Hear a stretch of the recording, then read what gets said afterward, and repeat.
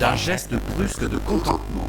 Le poing fermé qui monte puis redescend vers le sol comme on agite une haltère. Yes! J'en avais renversé ma tasse de café sur le tapis de son lit. Quand Fabrice revint dans la conversation et me demanda si j'étais prêt à prendre en note le numéro d'Alix, j'étais en train de pester contre ma maladresse en général et les souris d'ordinateur en particulier.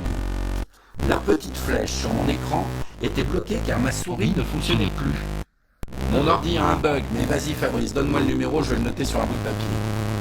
Avant de raccrocher, je lui demandais si au fait il avait rencontré Thierry Lhermitte ou pas, car il ne m'en parlait pas.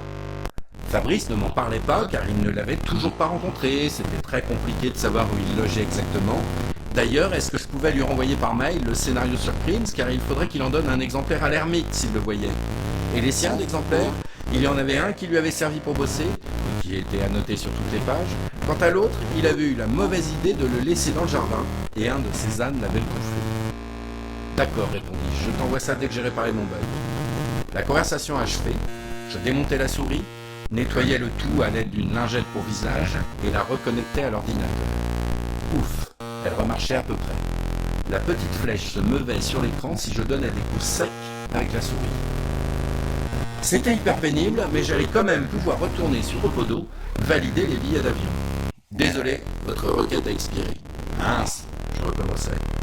Les bâtards, en 1 heure, ils avaient augmenté le prix de 200 balles. De toute façon, je n'avais pas le choix.